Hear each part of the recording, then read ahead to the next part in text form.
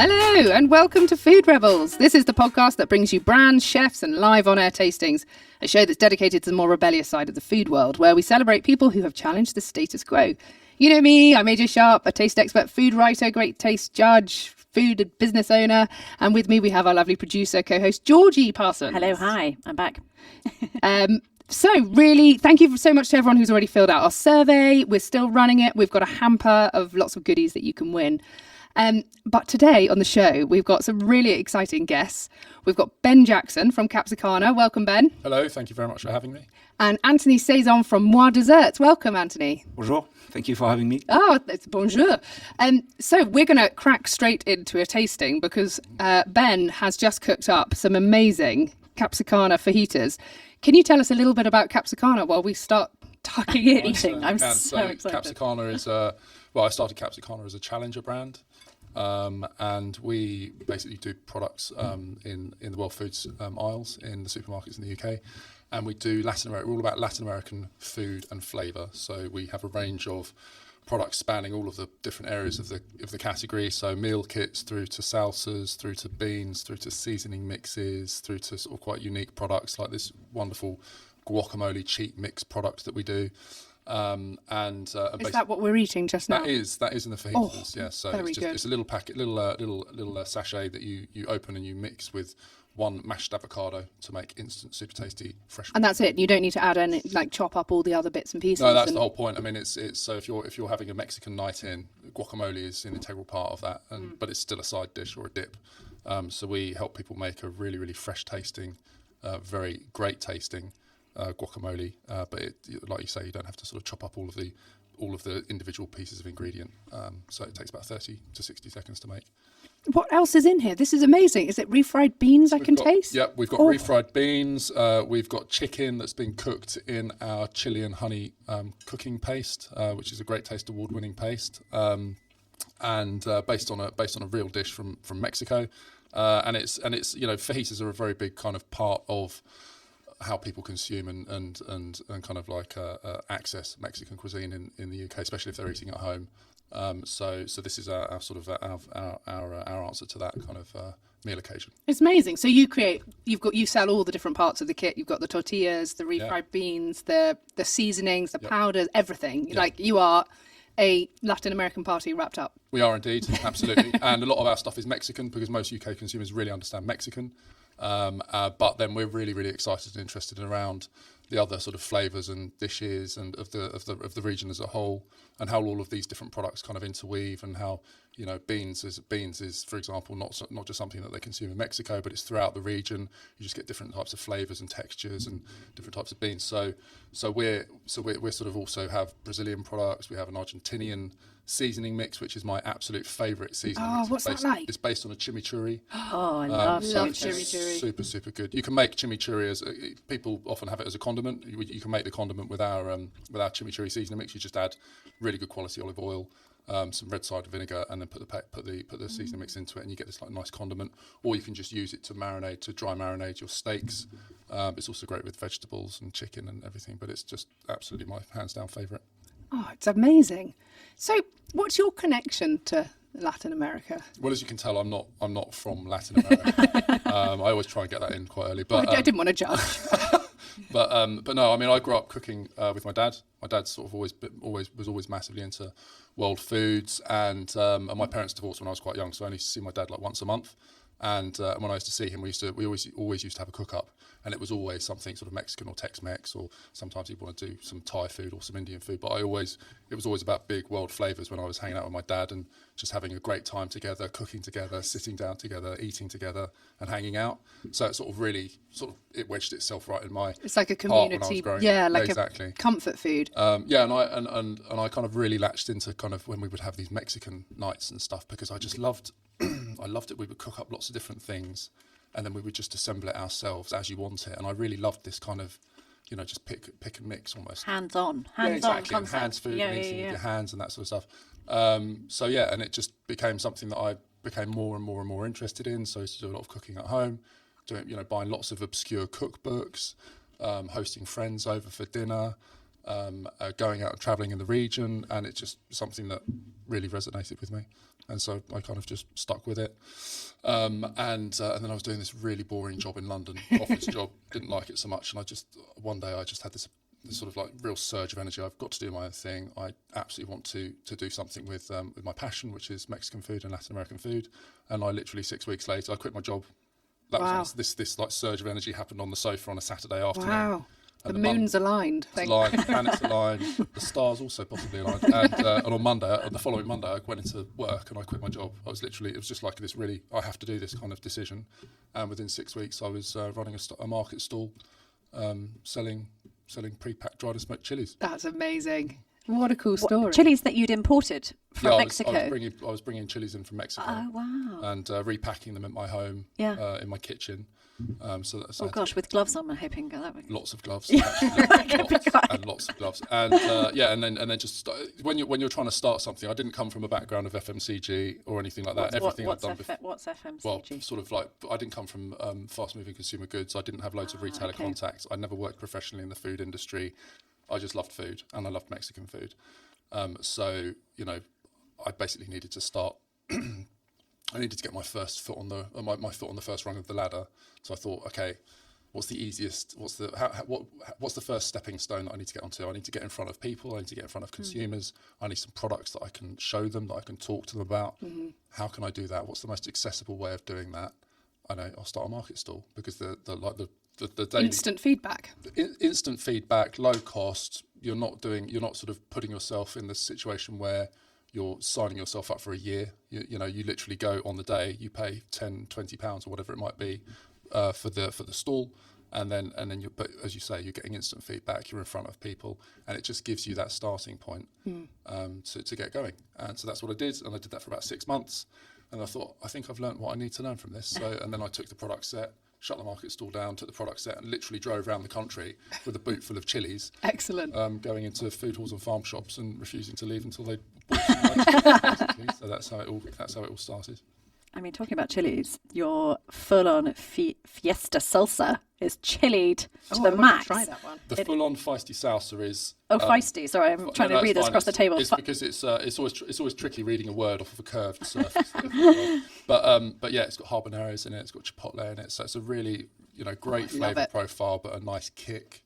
And a lot of the salsas that you get in the category, apart from that one, are sort of down the mild medium end. So we wanted to do something that packed really a little spicy. bit of a punch. Oh, it's so good. I always find that as well. I think people are so scared of spice that they kind of run in the other direction, whereas actually I always lean into the spice. I love it. Because you can always tone it down, but if it's not spicy enough, it's just slightly frustrating. If you like spice, obviously. I think that's one of the things that we learnt fairly early on, is if you say something's spicy, it has to be spicy.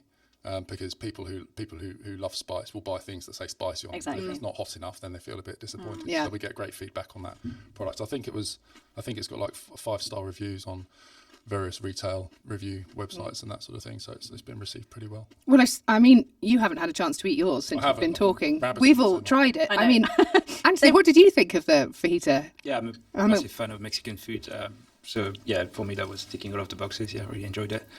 Particularly impressed with the corn chips, I have to say as well, or crisps. Sorry, in this country. Yeah. I think they do taste like actual corn tortillas, which is not something that's so easy to get in my view. So we're really happy with it. I think they only have 3 ingredients. It's literally corn, oil, and salt. Wow. And they're the only chip in the category that has a Great Taste Award. Oh, really? Wow. So, and it just goes to show, like, simplicity. Actually, sometimes simplicity and really good quality ingredients is just really carries through. Yeah, I often think it's quite hard for a crisp to do well in something like that, because it's sort of, what do you have to do to get an award? That's you've got to really stand out. You've got to do something really very different to somebody else. Yeah. Which I'm assuming is normally by putting on a whole load of flavouring onto something. Often, but then people don't like that either, and they don't like it if it's too greasy or if it's too salty, or there's a real fine balance of getting that right, and it's kudos, because it's not easy, I don't think. No. And I think also it's around having the consistency from batch to batch as well. That's really, really important, obviously. So we've got a great manufacturing partner that we work with on that one, and it's we're really pleased to have such a great product. But you've won lots of Great Taste Awards. Yeah, we've done really well on that front. I think we're the most awarded brand in the category. We're the only brand that's got all of our seasoning mixes. They're all Great Taste Award winners. So that's incredible. Pretty good. And I think we're just really, I've always been absolutely adamant that the quality and the taste of the product has to be out the park, because if it isn't, people won't come back. It's really, really important that a product tastes great and uses great ingredients. So all of our products have hero ingredients in from the region. It's really, really important. If you want to get a smoked flavour into a Mexican product, don't use smoked flavouring. Use chipotle chilies, which are smoked jalapenos, or use something that's genuine and real. And that's always been a really important thing for me. So you really are digging into that provenance and really going at it authentically. Yeah, I think so. It's important. That's really amazing, because people care about it, and they can taste. You can taste. You can taste it. You can taste that that's a cut above. Other brands that people may have tried at home. Other brands may vary. Yeah, other ones. But it's lovely. I think there's something about the fajita, and like you were saying, passing bowls around and your memories of your father, there's something very cohesive about it. It's the sort of thing, when you've got a whole load of people over and you're like, nobody knows anybody. I know. Let's have fajitas, because then everyone has to, pass the guacamole, and you're interacting, and it's very experiential rather than just having a plate put in front of you, which you then have to eat. It sort of just invites togetherness and community and celebrating and hanging out together and enjoying food together and all that sort of stuff. So I love it. There's sort of bartering to it, isn't there? Like, I'll have the last refried beans, but you can have the guacamole. Yeah. I love actually eating with my hands as well. I spend quite a lot of time in India, and it's that same thing of eating with, you feel so much more connected with your food than eating with a knife and fork. It's actually supposed to be really good for your mental health. There's something about using your fingertips, textures. It's supposed to be really, really good for your mental health, for calmness, for mindfulness, for everything, because you're getting information. And as we've sort of decided that evolution looks like knives and forks and all the rest of it, we're actually getting further and further away from who we are. Well, let's have a look at the dessert option now. Another food that we could eat with our hands. Anthony, tell us a little bit about Moi Desserts. So Moi by Mademoiselle Desserts is our first B2C brand. So I'm coming from a B2B company. B2B being business to business. Business to business. So Mademoiselle Desserts, which was born in France in the 80s and now sells pretty much across the world, including in the UK, where we've got 3 sites.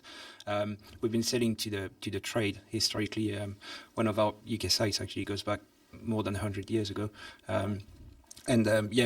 Moi is our first B2C venture. So business to consumer this time, so direct, people like us, to consumers, like lovely. us, in order to start with a very, very strong product, we decided our French mini beignets would be the perfect fit for this. Mini beignets, beignet, meaning donut? No, it just means beignet. But it does look, let's get the D word out of the way. Sorry, I'm going to say the word donut, but I know it's a bad word. We're being playful about it. I'm not kidding you. It looks like a donut. Of course it does, but there's much more to it. It's made with French brioche dough, the most authentic French brioche dough recipe you can think of. Very basic, just good ingredients, and it's flash fried. So that's another point of differentiation versus the mainstream donuts. Are they deep fried? Donuts are deep fried, yes. Okay. Flash fried is still fried, but spends less time in oil. It's less time in the oil. It's going to be better for you. Yeah. It's not grapes. It's not no, fruits. it's not a health food, but it's a treat food. We like to call it healthier food. Healthier indulgence. And then they're injected with all sorts of flavors. We've got 4 today. Red fruits, speculus, which is a spicy caramelized biscuit from Northern Europe. We've got hazelnut and cocoa and apple. So that's our starting lineup, but the possibilities are endless. Where do you recommend we start? There's a huge pile in front of us here. We always start with the best-selling one, which is the hazelnut and cocoa. Worldwide, that's the one we sell the most. Really? Yeah. But you've only just launched. Yeah, so this product, obviously, we've been selling it for years to the trade as part of our B2B company, but we just thought it was too good to be kept, for the trade. Okay. So where do you find it? It's a frozen product? Yeah. It's in your freezer.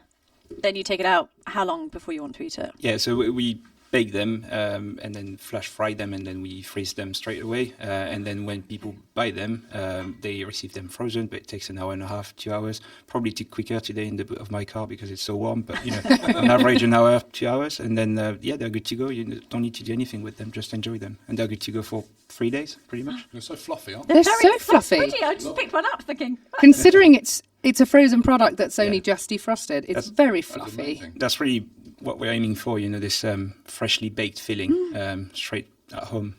Is something we like to mention is, there's the at-home experience and the out-of-home experience, which is what takes you out of them in the first place, trying to get something you couldn't recreate or enjoy easily at home. We want to bring that, into people's houses.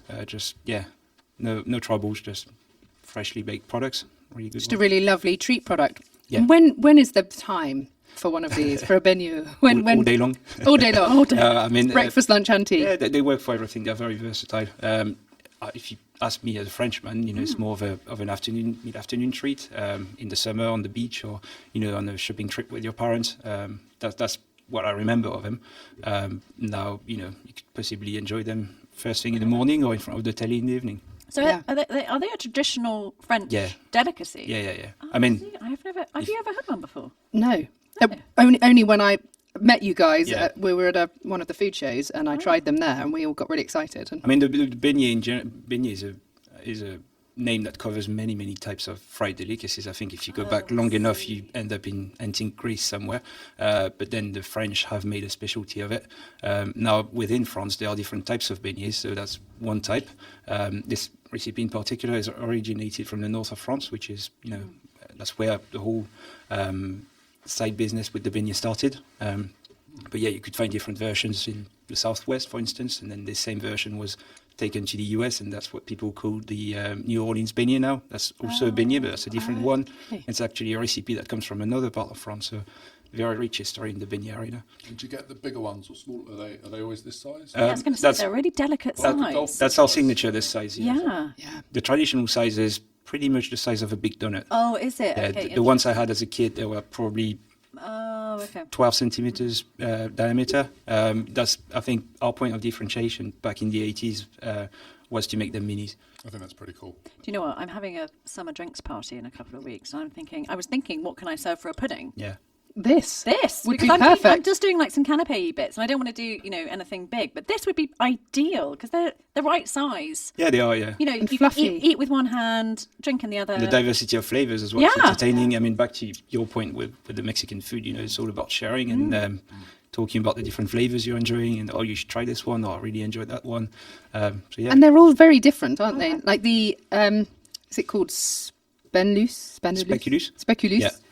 Tastes a bit like Biscoff. Am I allowed to say that? That's very similar, yeah. Tastes very similar to that, and it's very sweet, but it's lovely and rich. And whereas the apple's got quite a nice zinginess to it. I love the apple. The apple works really well in the summer.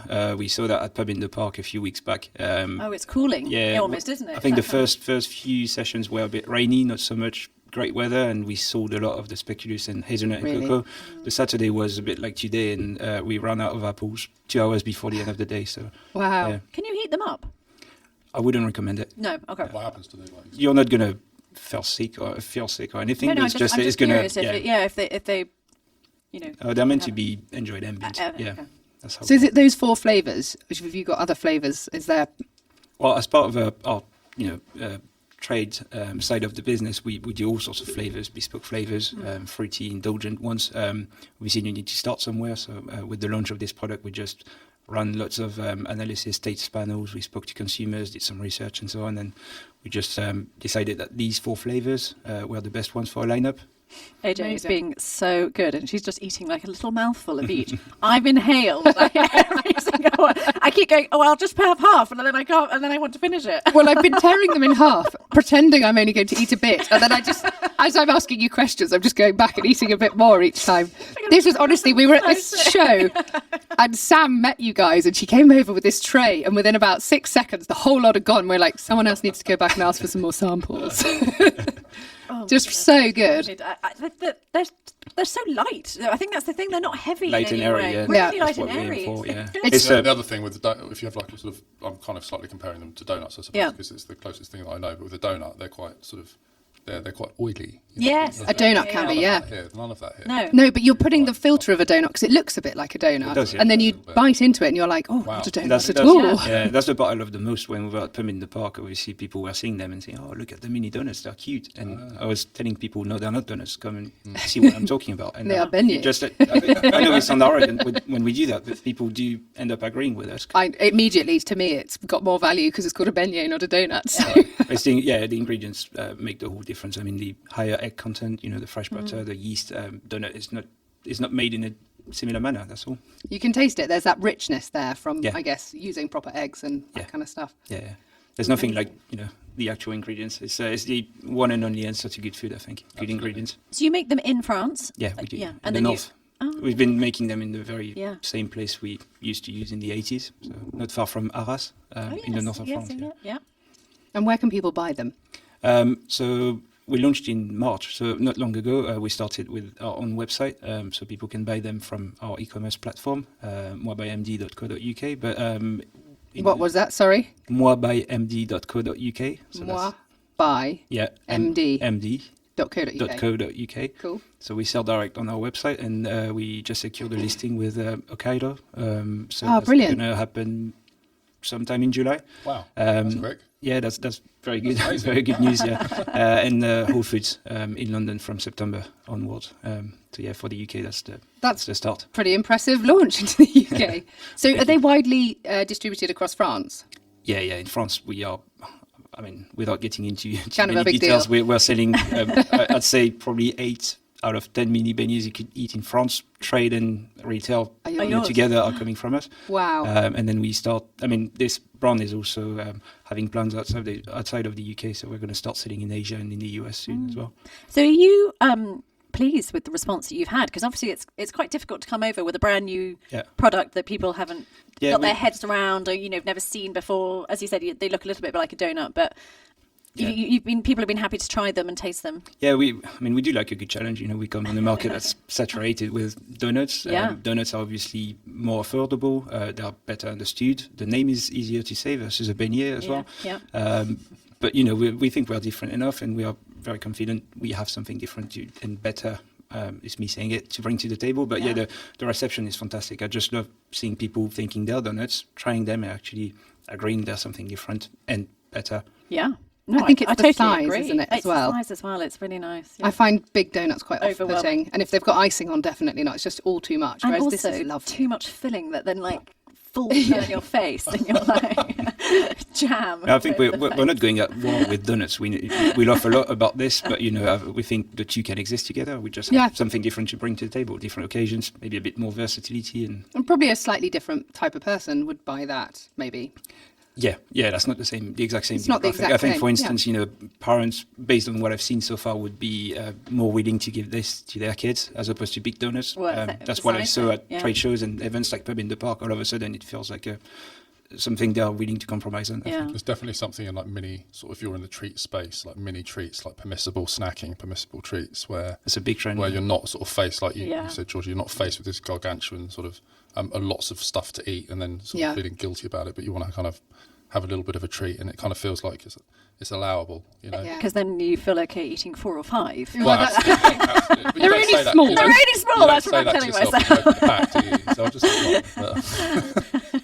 and you're going to Big Festival as well. So we are in August. Yeah. So if anyone is going to that, you can come and try. Feel free to come and see us. We're preparing a couple of interesting surprises, I think, just to give you a foretaste, some traditional French games.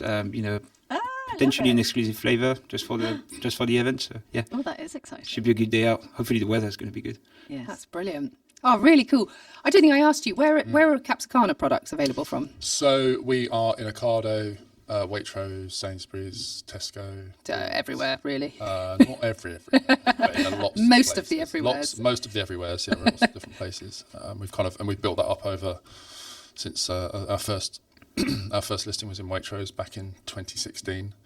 And we've kind of built it up over that period of time. We spent quite a lot of time on the Sainsbury's Future Brands programme. Oh, did you? Which was really, really good, a really, really good programme for us to be on. What is that? Do they help you grow and show you where to go? It was kind of like it was one of the retailer incubator programs essentially. So they sort of find challenger brands. Yeah, they find challenger brands that they think have got them. real potential, and then they nurture them, and they just sort of very supportive, and you kind of get a future brands. Or at the time, I don't know how things have changed now, and I'm not sort of day to day in Capsicana anymore. I kind of work around the edges with founder-related things, Capsicana at large. But yeah, they would give us help us with bits of data and stuff, which a helpful dashboard. It wasn't like sort of super deep dive. But enough to make informed decisions. Yeah, just to kind of help you out with, which products are winning, and is there any over-indexing with this kind of occasional, that occasional, or other brands or whatnot. So it's really useful. And we spent about 3.5. It was basically a place where we could really kind of grow out our range, because when we first went in, we literally had 4 products, and they were all cooking sauces.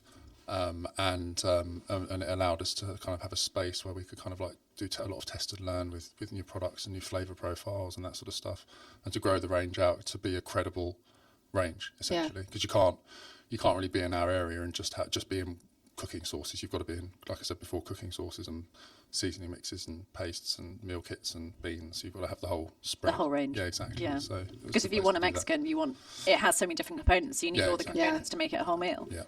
Yeah, you need the tortilla chips and the dip and everything to start it all off, don't you? I mean, are you exclusively in savoury then? Sorry? Are you exclusively in savoury food? Yeah. We're in ambient world foods, so we basically focus on sort of the savoury part of the meal. Amazing. Well, it's very complimentary things here. I'm loving it. Complimentary. Really nice. Absolutely. And very World Foods brand as well. Yeah. World Foods Day, because we've got all Latin American. Yes, exactly. Exactly. Have you ever been to Mexico? I went to is that on the border of Mexico? I'm not sure. I'm going to show a complete and utter woeful lack of knowledge of where I've actually been. I've certainly been to Argentina, and I saw Uruguay and Paraguay, but I don't think Mexico, no. I think that's somewhere else, actually, quite far away. Sorry. Carry on. I mean, one's Central America, one's South America, so you know. Yeah. Should have been my first clue. Have you been to Mexico? Only very briefly on a cruise ship. So I have not delved into the depths of for Mexican food, but I really want to go. I think I'd love it. Well, there's a taco stand in Mexico City, called Los Cocoyos, which is quite well renowned. That's a really, really good place to go to, but it's very, very. You're eating you're right in there. Yeah. There aren't really any seats or tables or anything. It's literally a taco stand right near the centre. And are they soft tacos, or are they the hard tacos? Because I always think of the one as the the. I know the ones you're talking about. Yeah. Hard. Yeah, that's what I grew up on. Yeah, taco. Same. But I think they're all soft corn tacos. Yeah. Which you're getting reflected now in the UK and out of home. I mean, if you go to Mexican restaurants in the UK, they're very, very. I mean, there are the fajitas still there and stuff like that, but they've become very much sort of taco centric. A lot of that kind of the main feature of the menus are tacos, and they're all soft tacos. Really? Yeah. So that's the traditional way of doing it, and we've just made it in some kind of. Are the crispy ones the Tex-Mex? I think they're more of a they're more of like a Tex-Mex. Okay. Yeah. It's a different thing. A different thing entirely. So your geography and my food knowledge, we're doing really well. I think on that note, we need a trip to Mexico. No, unbelievably, we've run out of time. We are at the end now, but. Thank you so much, Ben from Capsicana. It's been a real pleasure to have you here. And Anthony from Mademoiselle Desserts. I'm really excited to see your beignet appearing in stores around the UK. Yeah, looking forward to it. It's going to be really good. You've been listening to Food Rebels. Oh, and thank you to Georgie. Yeah. Sorry. No, don't worry. I'm the lady coordinating all of us. Into the, It's been. I'm actually quite full though. It's been a party of a show. I'm loving it. Sadly, we've come to the end though, but you've been listening to Food Rebels, which is available on radio stations around the UK. You can also listen on Apple Podcasts, Spotify and Audible. Please remember to subscribe, rate us 5-star. It makes a huge difference to our podcast. Thanks for joining. Make sure you taste the rebellion.